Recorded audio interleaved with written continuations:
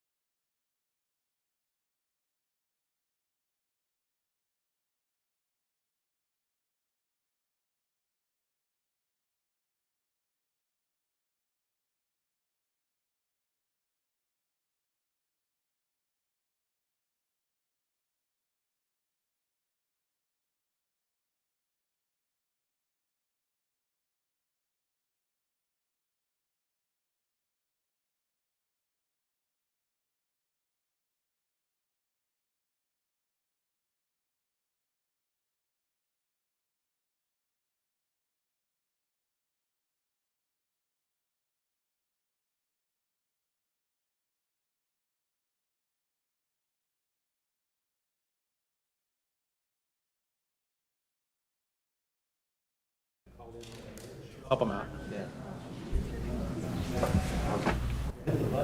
Okay. Meeting called to order. Stand for the Pledge of Allegiance. I pledge allegiance to the flag of the United States of America and to the republic for which it stands, one nation, under God, indivisible, with liberty and justice for all. Okay, this is the time where any member of the public can come up and speak about any matter that's not on the agenda tonight. You have 2 minutes to speak. Does anybody? No? Okay, on to consent calendar. And I have to recuse myself from Not the consent calendar. this. Oh. I wasn't, well, actually, I can say that, never mind, I'm sorry. I take that back. I don't have to recuse myself from this. We're going to approve the resolution and file the resolution, and so we need a motion. I will make a motion to approve and file. I'll second that. All right, call for a vote. Sorry, let me retitle.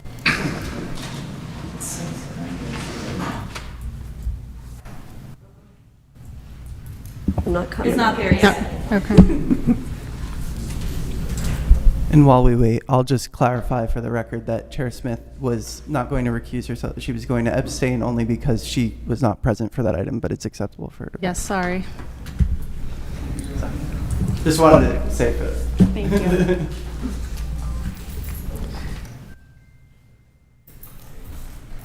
I had to abstain because I had a... So Scott, we ended up with a 3-3 split vote on that, so we don't have a quorum. We had 3 yes and 3 abstain. So who had to abstain? I had to abstain because I had to abstain for the Eric Simmonson's project. So, Oh, because Sean was here for that. Sean was the fourth, I was absent last week. right? I was as well. Okay. Absent, abstained, and then Sean was the fourth. anybody watch the meeting? Do you want to bring this back to the next meeting then? We'll have to bring it back to All the right, next meeting. so we'll bring these items back at the next regularly scheduled meeting to see if we can get a quorum at that meeting. All right. Thank you. Just in case, I'll watch the meeting. Yes. It was very exciting. Was it? Oh, yeah. On to general business. I have to recuse myself for the site plan, and I have to recuse myself for number 2, for number 1 and number 2. I have to recuse myself, because I live close to the first one and the second one. Okay. And I'll recuse myself because I live close to Jerry Dunn's also, for the first one, and then I'm not sure from that point on. We'll figure it out. So we'll have for the item number 1, Chair Smith and Commissioner Hart are exiting the chambers because they are recusing. So we still have a quorum of 4 to hear the item. Oh, boy, I get the hammer. All right. Good evening, members of the commission.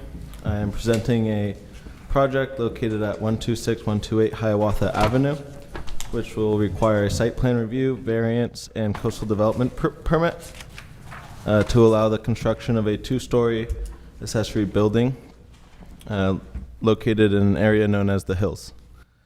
The project site is zoned multiple residential medium density with a general plan land use designation for medium density residential.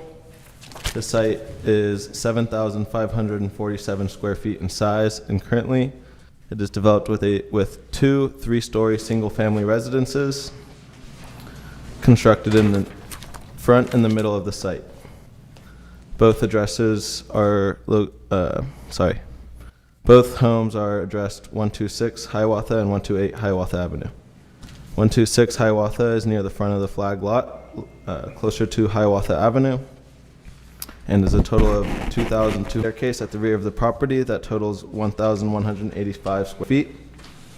The project proposes a driveway in the rear of the property from the Hattie's Lane easement to enter the garage.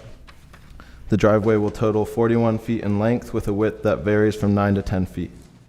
The first floor of the building will consist of the covered entry from the driveway and will be used as a garage and with a small storage closet. The first floor totals 600 square feet, and access to the garage will be through the garage door. The second floor will be used for storage and will be accessed from an outdoor staircase located on the southeast portion of the building between the existing residence attached to the proposed building. The second floor will consist of 2 storage rooms and a non-covered balcony located above the covered entryway to the garage. The proposed addition will increase the floor area ratio of the lot to 90% and the lot coverage to 33%, both of which comply with development standards and regulations. The applicant is requesting a reduction to the left side yard setback from the required 10 feet to 5 feet. The existing left side yard setback on 126 Hiawatha is 0 feet, and the existing left side yard setback on 128 Hiawatha is 5 feet. The applicant is also requesting a reduction in the rear setback to be 0 feet along the Hattie's Lane easement. It is important to note that Hattie's Lane is 15 feet wide. Lastly, the applicant is requesting a reduction on the right side yard setback from the required 10 feet to 7.5 feet. The existing single-family residences both have an existing right side yard setback of 10 feet. The request to reduce the setbacks will allow feasible construction on the site as well as allow the building to not encroach into Hattie's Lane. The setback reduction also allows for the driveway to be constructed in a safe manner that does not encroach into Hattie's Lane or require the relocation of an existing culvert. The urban fabric of Avalon is relatively compact with approximately 80 to 90 acres of existing development already located within the valley floor. Individually owned lots in Avalon comprise less than 1% of the total city acreage. As such, there's minimal available land for construction of new residential building improvements to supply diverse housing options for long-term residents. Therefore, it's important to maximize the use of residentially zoned land within the city within the development parameters of each zoning district, so as long as it's consistent with the overall community character. The setback reductions will allow feasible construction on site of an adequately sized structure within the limited available space between the existing buildings and the rear easement caused by a substantial slope of the project site.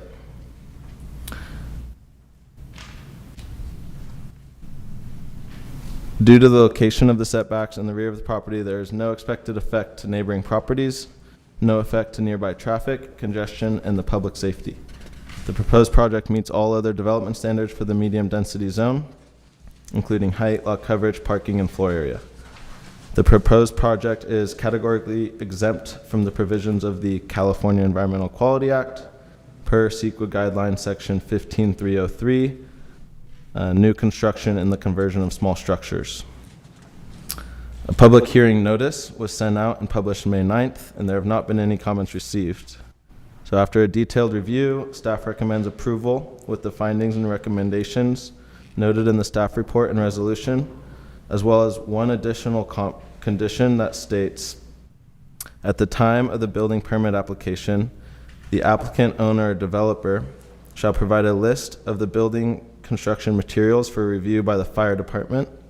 All construction materials shall be compliant with Chapter 7A of the 2022 California Building Code, Title 24, Part 2.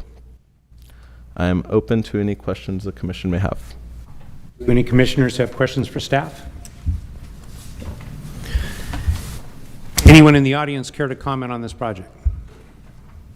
Sorry. Hi, Jerry. It's really hard to hear out here. Jerry Dunn, 126, 128 Hiawatha. I'm mostly here to answer any questions if anybody has any. It's basically a garage with storage above. I will open the public hearing. Anybody have questions for the applicant? Anyone in the audience have questions for the applicant? Take it that's a no. We'll close the questions for the applicant. No. That's fine. Do you have any questions for the applicant? Have you lost your mind, Jerry? Another project. I bet it'll be beautiful. I know. Thank you, Jerry. I've always wanted a garage, and this is my my swan song. There you go. Okay, we'll close the public hearing. Discussion or comment? Anyone care to entertain a motion? I'll make a motion to approve. We have a motion and a second. Call for a vote, please.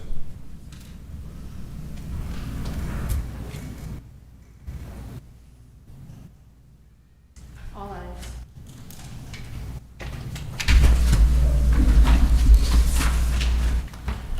I will go get our commissioner.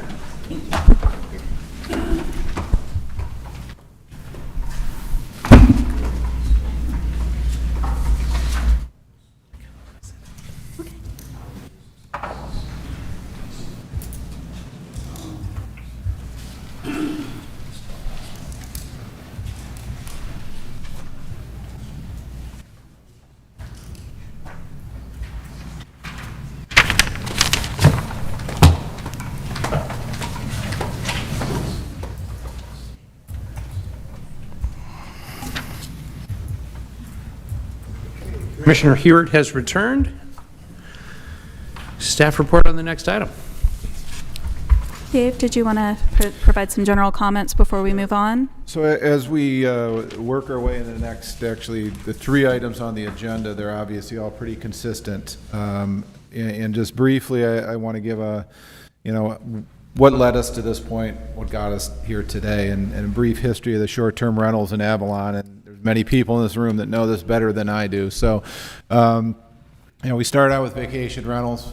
Historically, in the city, those vacation rentals then turned into where council decided to establish them by way of grandfather status and then implement a CUP system to allow those vacation rentals. That gave way to TRLs. So as we sit here today, we have a number of different categories that short-term rentals fit in. They can be grandfathered, they can be CUPs, and they can be transient rental license schemes. All of those are currently operating in the city.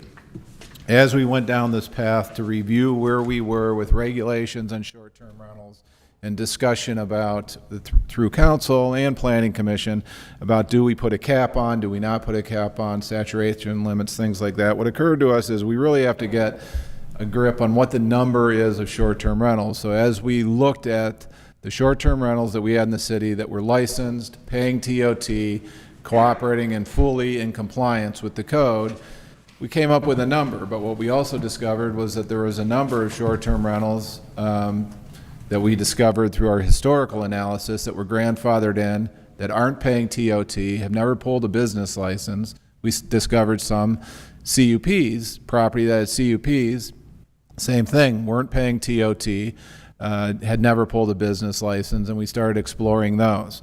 And why we had that number of those, because they fully were not in compliance with any of the current regulations. And that led us to tonight. So we issued revocation notices on approximately 95 properties that fit into those categories that have not historically paid TOT and have not historically pulled a business license filed a business license with the city. And so we properly and duly noticed those properties in the paper on 2 occasions, at various locations posted in the city, on the city's website, and by mailings to actually every property in the city of Avalon, to make sure we covered everybody. So that leads us here. Of those 95, we have 30 plus that have asserted a challenge to that revocation. Many of the people are here tonight. Some have done it by way of email, but all of the ones that have asserted some sort of challenge to the revocation, we have recognized and documented. So what we as staff are proposing for the commission tonight is really the following. Because of this number of challenges and because of where we're at, as we go through each of these items, the next 3 items, at the beginning we'll announce and confirm with everybody here the property owners and the addresses of those that have asserted a challenge to make sure we have captured everybody that expressed their desire to be heard and challenge the revocation. Once we are confident that we have those, there will be a number that have not expressed any challenge. We will then ask Planning Commission to close the public hearing as it relates to those properties that have not challenged this revocation process and ask you to act upon those that have not expressed a challenge. To do this for each of these items, we expect that we will have 30 to 35 properties that are challenging, and we want to give them their opportunity to be heard. Because they are so consistent, we think it makes the most sense for us to send those property owners a form that they can fill out of when they brought their property, whether they hold a CUP or grandfather status, and the basis of their challenge, so we can give it, fully vet it through staff and give it to Planning Commission and come back and hear those properties and hear those challenges at the June meeting. The reason for this is twofold. We want to give them, the property owners, their fair chance to be heard. We want to eliminate these other 50 to 60 that are not challenging and get those resolved tonight, if that's Planning Commission's desire to revoke those. And then we can come back, everybody can provide we can provide consistency because everybody will be answering the same questions as it relates to their challenge. You'll have the opportunity to have that beforehand to review it, and then we'll have the hearings at the June 18th meeting.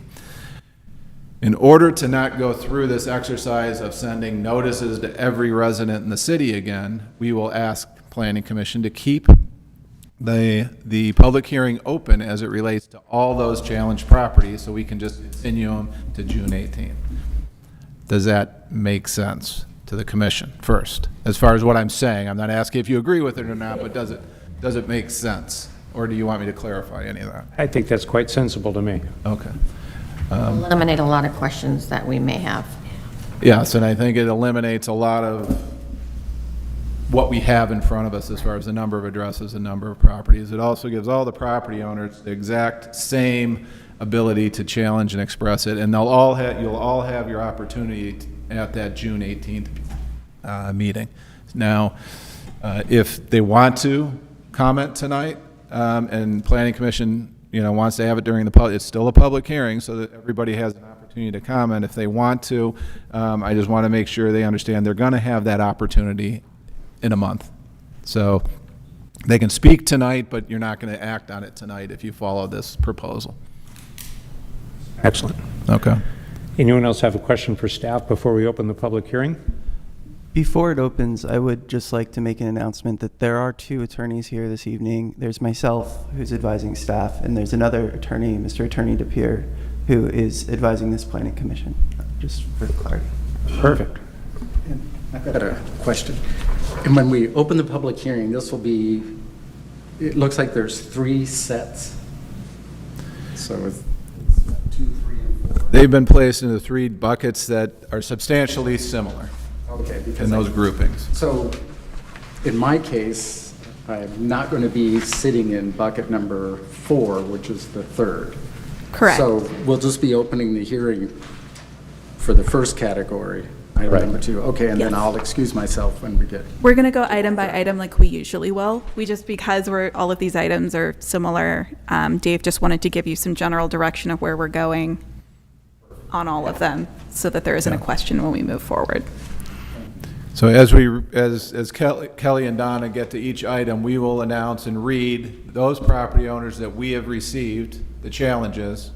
And I would ask anybody in the audience, if you're in that grouping and we didn't read, let us know so we make sure we acknowledge your challenge. Thank you. Okay. You're up, Kelly. Yeah, so thank you, Vice Chair. The second item this evening is PC 2879. This is revocation of grandfathered short-term rental permits. And this group is for failure to pay business license or TOT fees.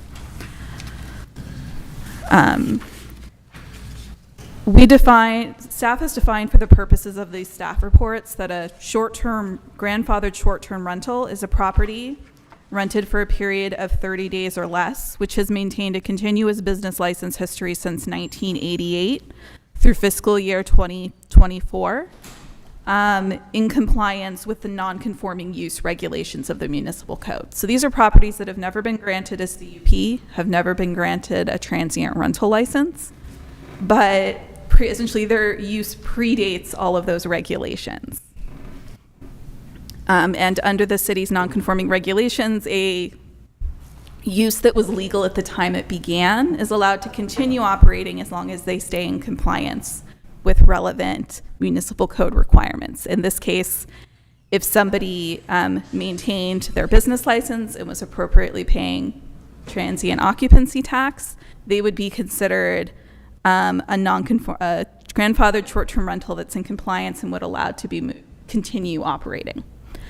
So this item noticed a list of 23 properties that were identified as properties that were grandfathered that did not meet those minimum operational requirements. So they were not maintaining a business license and they were not paying transient occupancy tax as required by the municipal code. Just to clarify the list that was provided in the staff report, there are a couple of items you'll see that were crossed out in the staff report. Items for 20 Camino de Flores and 51 Playa Azul are actually part of item 4. They were accidentally on the list twice, so they're not included in this item, but we will discuss them again in item 4. 2 properties, 207A Clarissa Avenue and 219 Descanso Avenue, were on the list in error. After additional discussion and research by the finance department, it determined that they in fact had been in compliance and had their appropriate business license and had been paying TOT. So they are not subject to revocation actions this evening. And 77 Playa Azul was actually previously revoked by the Planning Commission in December of 2022. So it's also been removed from this action because that was revoked 3 years ago. So no additional action is required on that item. Again, the reason that staff is recommending that these items be revoked is because they are not complying with operational requirements for grandfathered short-term rental business.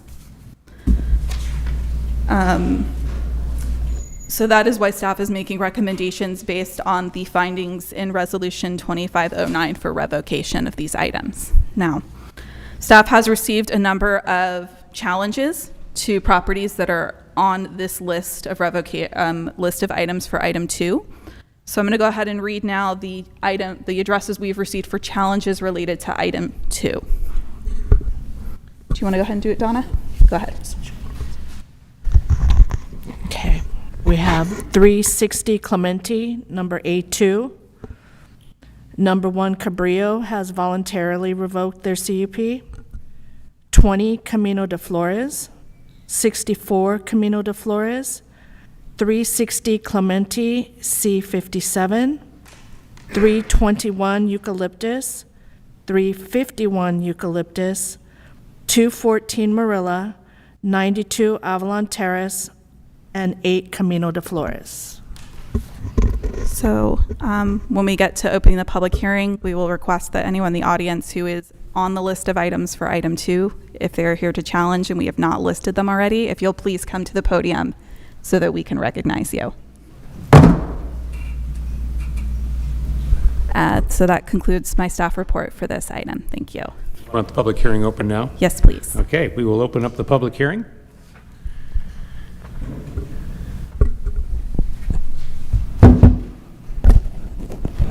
Hi, my name is Jessica Hickman, and I'm at 360 Clemente Avenue, Unit C55.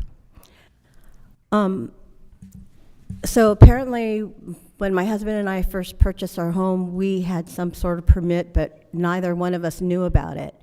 And he recently passed 2 years ago. So I went to the city at that time to see if I can get a rental permit, and I was told that there was a moratorium on it. Had I known that we already had something in place, I would have gladly paid whatever fees I had to pay to keep that going.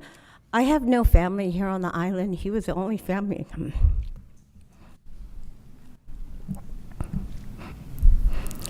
It's really hard being here without him. As much as I love the island, I want to be able to get off the island in our dead season. And I would love if that permit that I had that I didn't know I have could be reinstated. And I have another house over in Arizona that eventually, it's too expensive to retire out here, I'm sure, as you guys know. I already worked 3 jobs. I had 6 at one time. I just can't afford to retire out here. But if I could use my home as a rental income when I'm not using it, that would help subsidize my income right now. So I'm asking for you guys to reconsider, and I will gladly pay whatever I have to pay to get in compliance with the city. And again, my name is Jessica Hickman. I'm at 360 Clemente Avenue, Unit C55. Thank you. So Chair, before we move on, we just want to note that that address is on item 4. So we have added that to the list for item 4, and we will read it again once we get to that item. Perfect. Good afternoon. My name is Lincoln Banlow. I just wanted to confirm, I think I saw that or heard that you said 8 Camino de Flores is on the list. Okay, I appreciate that. And so to the extent you need to know any information about our situation, we'll provide it in the paperwork that you suggested was going to happen. The only thing I would ask is with that paperwork that will be provided to provide our challenge, I would love to have some information on how to go about getting in compliance. We purchased our house a couple of years, or 3 years, about 3 years ago. We knew it had this as part of the property, but we just never sort of got the information we need to continue it and do what we need to do. So if there's some resource, website, whatever it might be, that would help with that process, I'd appreciate it. Thank you. Anyone else?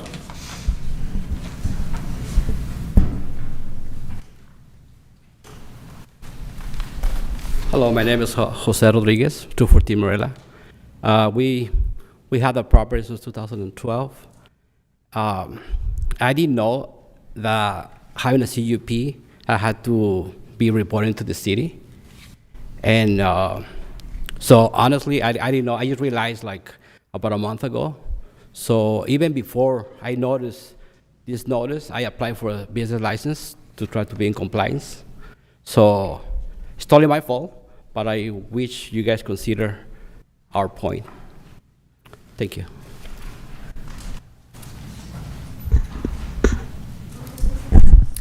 (214) 214 Marilla, correct? I have a question for staff. The lady that was just sat down, she's 360 55? C55, yes. Yeah, so that property is on item 4, so I will reread her address as part of item 4 once we get there. I didn't see that. Okay, thank you. Anyone else?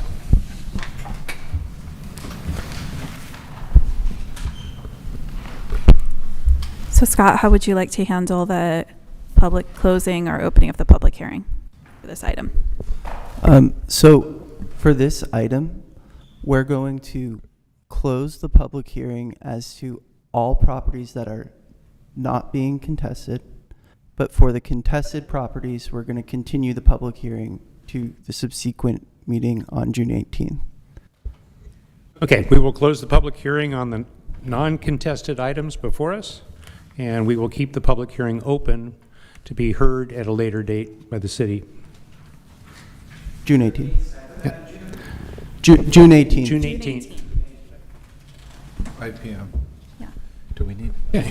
Yeah, and just for those who are present, as Dave mentioned during his kind of introduction, we will be reaching out to everybody who is on the challenge list, probably as early next week, so that we can begin that process of, getting additional information from you ahead of that meeting.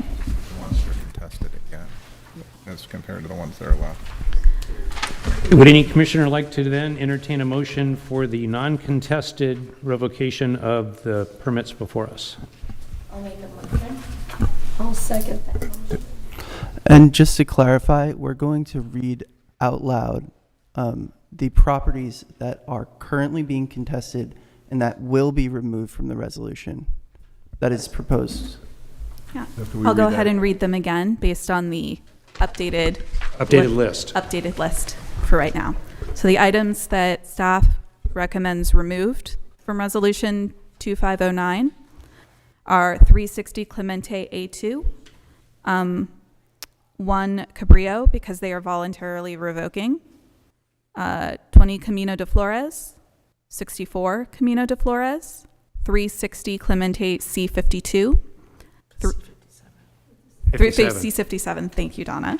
321 Eucalyptus, 351 Eucalyptus, 214 Marilla, 92 Avalon Terrace, and 8 Camino de Flores, and then 77 Playa Azul, because it had already been revoked in the past.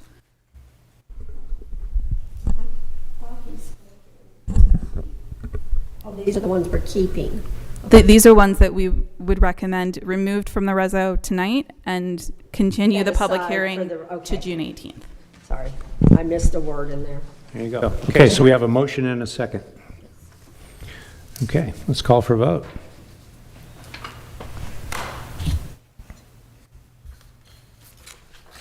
All ayes, Scott.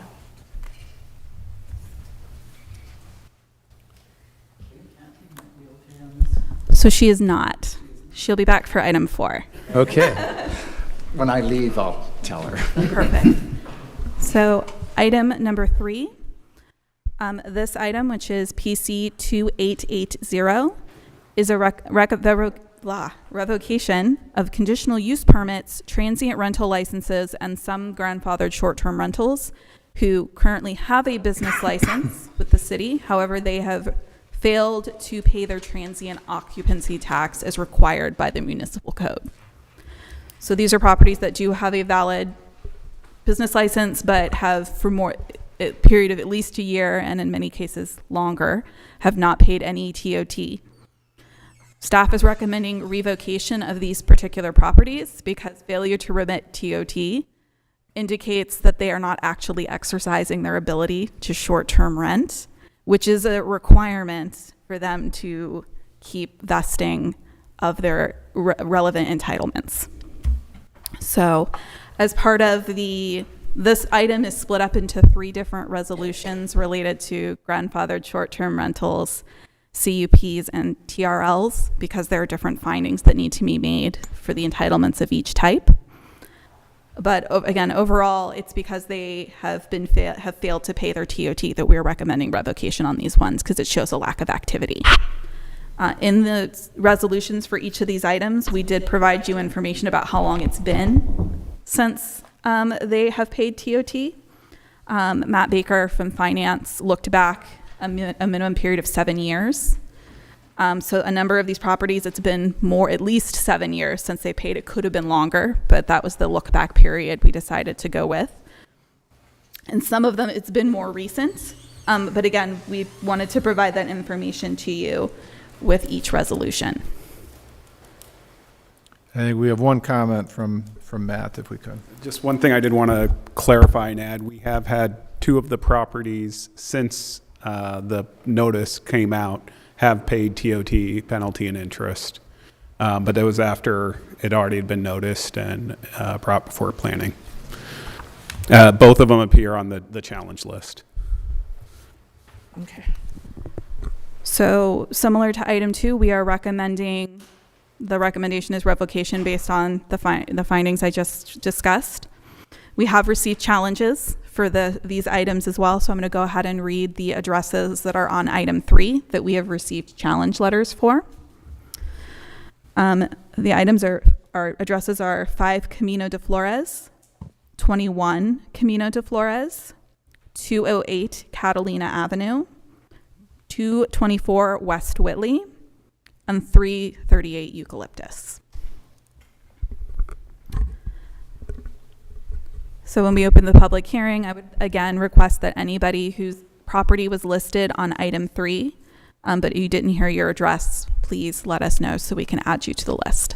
Thank you. Yes. So on item number 3, all these, these ones have business license, they just didn't pay the TOT? Correct. Okay.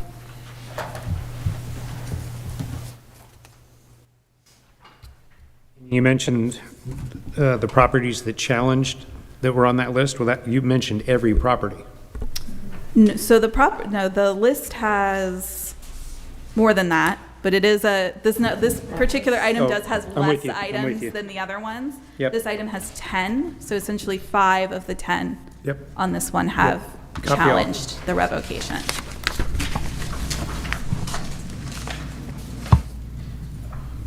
Okay, we'll open the public hearing on this item. Anyone care to come forward? I have a question. Come on up, Jordan. Ask you a question.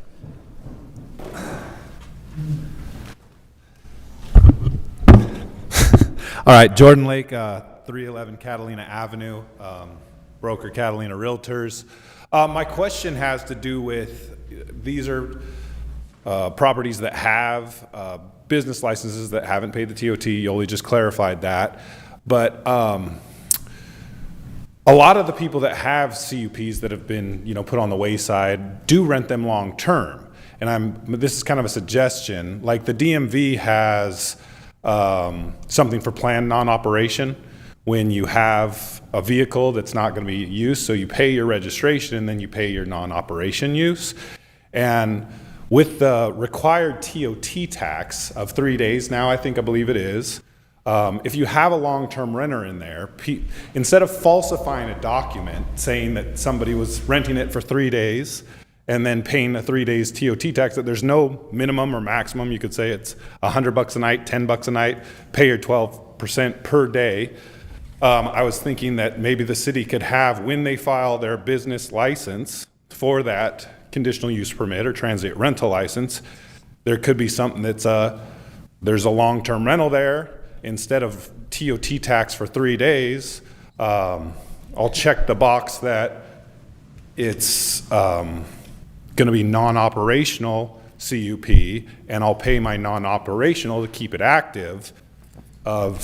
You guys set the number, $100 a year, or maybe more than you collect in the TOT of 12% for 3 days, or something that's similar to how much the business license costs, which is reasonable.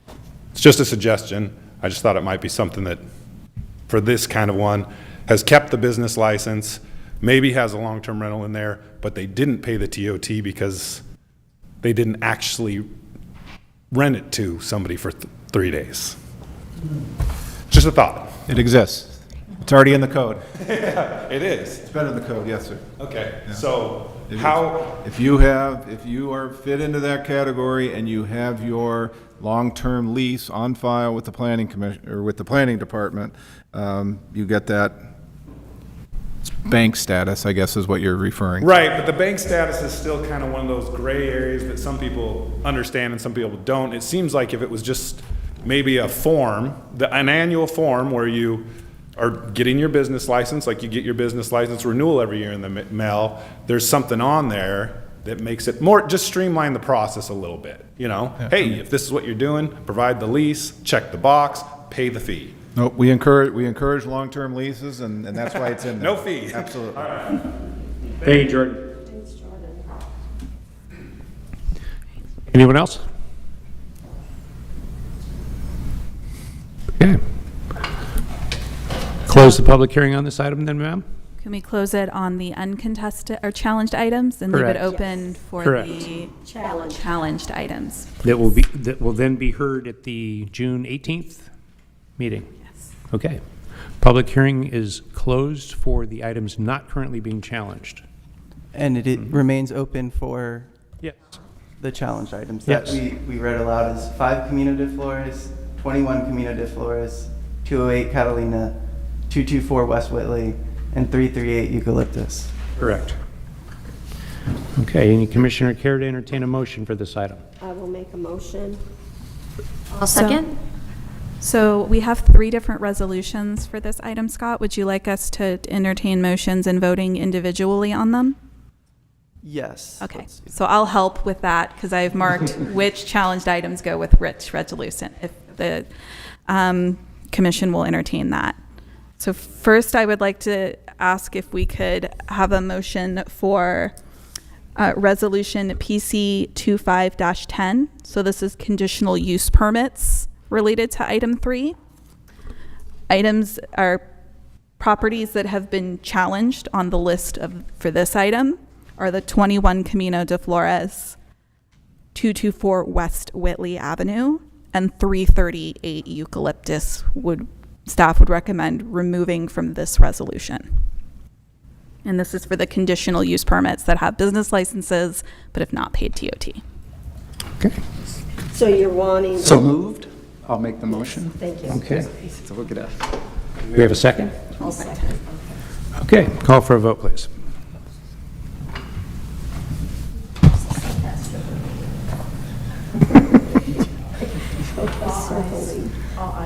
I think we're waiting on...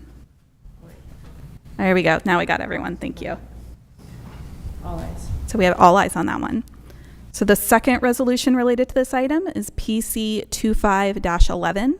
So these are transient rental licenses that again have a current City of Avalon business license, but have not paid TOT. On this list, the person who has challenged for this item would be 208 Catalina Avenue. And So that moved? would be removed from... Which would be removed from this resolution. Okay. So moved. So seconded. Yeah. Okay, call for a vote, please. Okay. Donna's catching up with me. I'm certain we could make this more complicated. I'm sure we could. Appreciate your patience. This will be much easier to write the minutes later. Actually, even worse, it makes sense.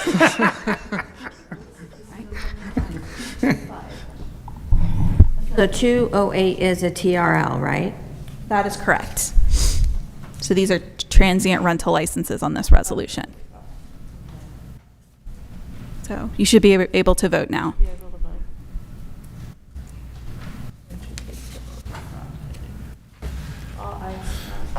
Okay, one more for this item.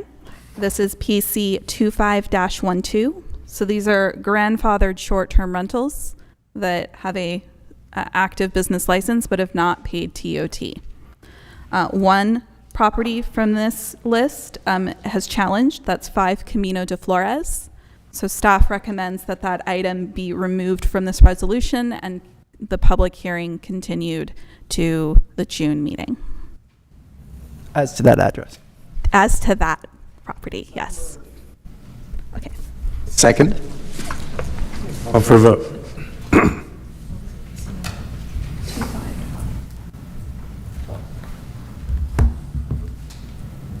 You should be able to vote now.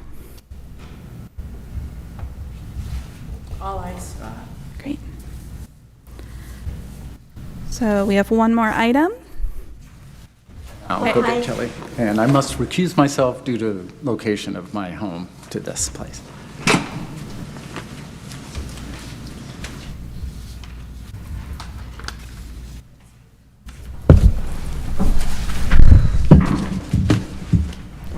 Thank you. So Chair Smith has rejoined the meeting. Oh, thanks. So item number 4 is the final items this evening. These are properties that are conditional use permits or transient rental licenses that have failed to maintain a business license or pay transient occupancy tax. This is by far the longest list, so I appreciate your patience in the review of that. We have received, so again, as like with the previous projects, staff is recommending that these items be revoked because they have not maintained a licensing or remitted tax in good standing for their particular license categories. Again, some of those for a period of at least 1 year or more. Staff has received challenge letters for this item as well. So I'm going to go ahead and read the addresses that we have currently received for this. I can do it for this item. And then we'll move on from there. So for this item, we have received challenge letters for 18 Canyon Terrace, 20 Camino de Flores, which was handled during item 2, 47 Camino de Flores, 51 Playa Azul, which was also handled during item 2, or 66 Gaviota, 67 Gaviota, 77 Avalon Terrace, 206 Descanso Avenue, 215 Beacon Street, 240 Descanso Avenue, 301 Catalina Avenue, 240 Descanso Avenue, 301 Catalina Avenue, 240 Descanso Avenue, 318 Eucalyptus has voluntarily revoked their conditional use permit, 320 Clarissa, 320 Eucalyptus, 320 Descanso Avenue, 344 Eucalyptus, 360 Clemente A22 was actually previously revoked in 2022, so we're no longer considering that as part of the resolution.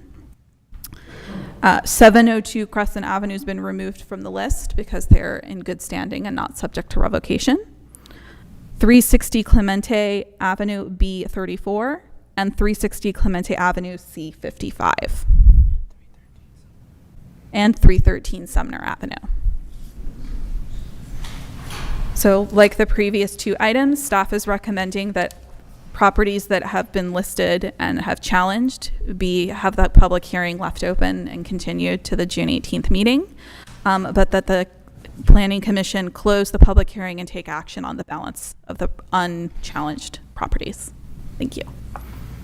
Okay. So we can open the public hearing, or is there any questions for staff first? No? Open the public hearing. Anyone like to speak on any of these properties? Please state your name and address. Good evening. My name is Stephen Cruz. I represent the Bahia Vista Condominium Owners Association. A simple clarification. As of this morning, I was under the impression we were on the list, but now it shows we were revoked in 2022. That's new within the last couple hours. So I don't know if anybody here can give us the information on that, or we can get more information. 360 Clemente A22. Is it still Cotter? Is it still on there? No, it's A22. Oh, 22. It's on item number 4. It's owned by the HOA. It's owned by the HOA, and it's been used the entire time for employee housing, long-term employee housing. I think after previous review, it was with finance. It was previously revoked in 2022. Okay, well, as of this morning. In our emails back and forth, I was not aware of that until I discussed it with finance. And that was today you found that out? Yes. Okay, can I get indication? I'll get you copies of that resolution, no problem. Okay, thank you. My pleasure. Else?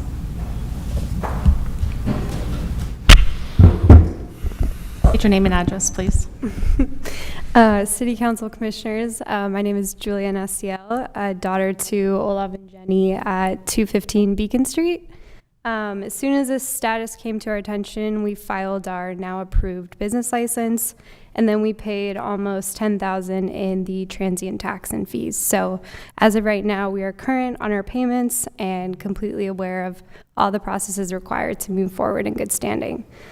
We have 0 complaints from our neighbors, and we just hope to continue bringing tourism to the city and operating in good standing. So thank you. Thank you. Anyone else?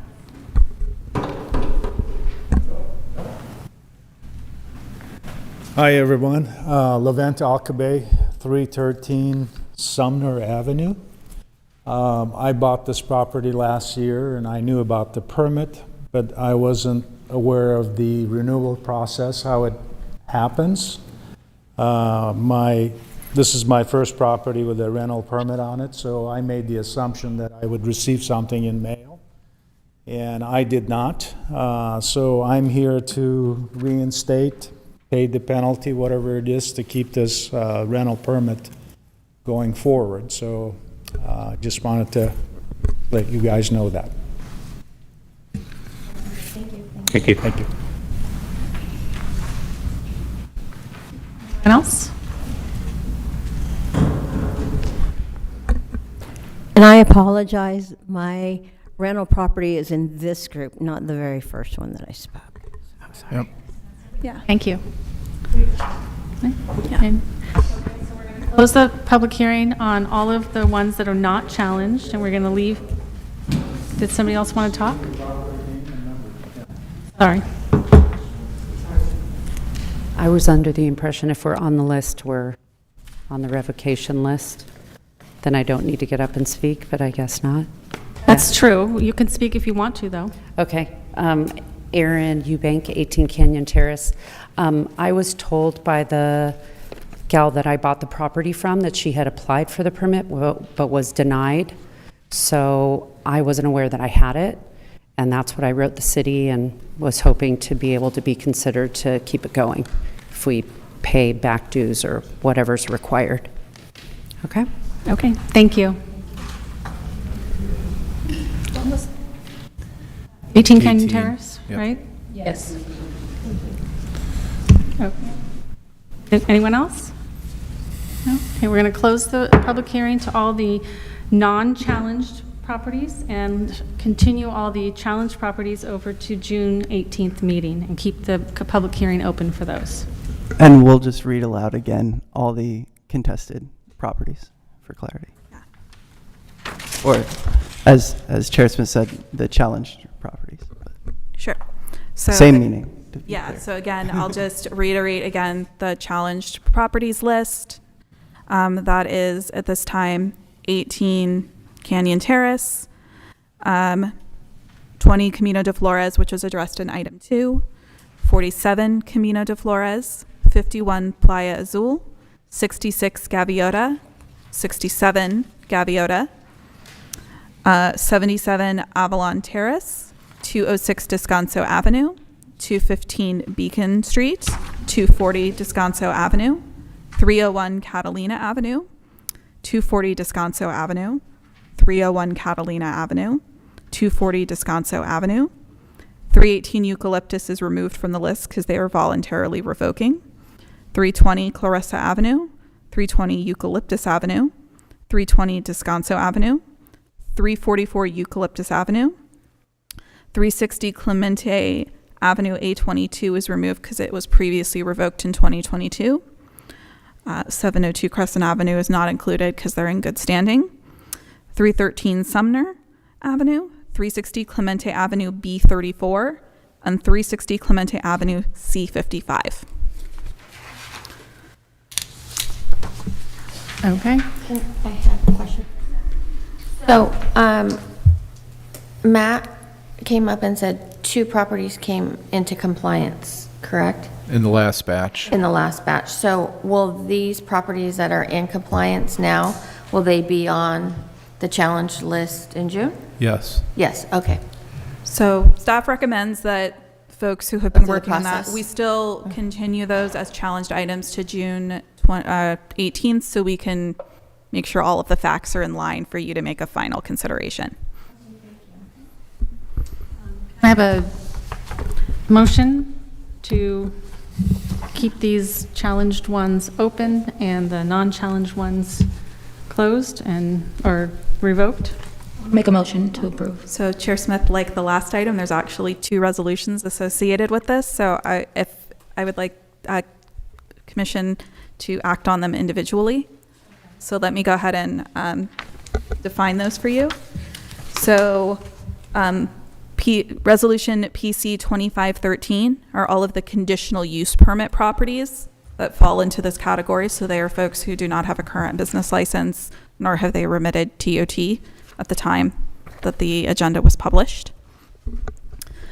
So staff's recommendation would be to approve the resolution to revoke all non-challenged items and remove all challenged items for continued consideration at the June 18th meeting.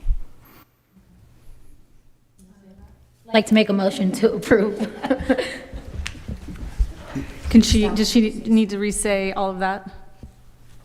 The motion Wait, on the floor is to approve staff's recommendation as stated. Yes. Second? I'll second. Okay, call for a vote. Are we voting for both of them or just one at a Just the time? one. Okay, one at a time. Okay, call for a vote.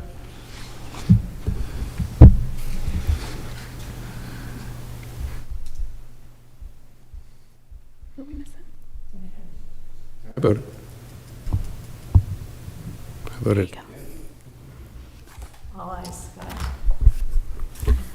So Now we yeah, need another motion Yeah. for Resolution 2514. And for this item, staff is recommending that, it's a short list, so I'll just read them out individually, that 333 Eucalyptus Avenue, which was unchallenged, be revoked, and 215 Beacon Street, which has challenged, be continued to June 18th. And these are transient rental licenses on this list. Okay. I'll make a motion. Just to clarify, the motion is to approve resolution PC 25-14, excluding. So excluding 215 Beacon Street. Okay, thank you. I'll make a motion to approve resolution 25-14, excluding 215. Second? Second. Okay, call for a vote.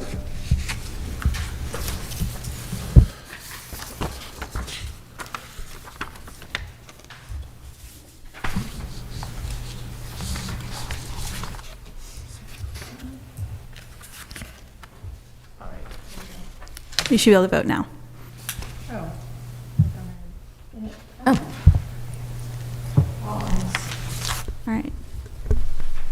So that is the final item on the agenda this evening. Thank you all very much for getting through all those. And thank you, staff. Thank you. I know this was. And I just want to say before any of the property owners leave that the city's goal here is this week. I think we have email addresses and certainly addresses for all the property owners that have expressed a challenge. We're going to get that form to everybody hopefully by the end of this week. So you'll have enough time to get that back to the city and back to the Planning Commission expressing the grounds for your challenge for the next meeting on June 18th. Thank you. Any other business, Commissioner business? I just also wanted to note that again, for folks who you voted on this evening who were unchallenged, but Planning Commission has voted to revoke, they do still have an opportunity to appeal Planning Commission's decision to the City Council if they would like to do so per the standard appeal process. Meeting adjourned. Thank you.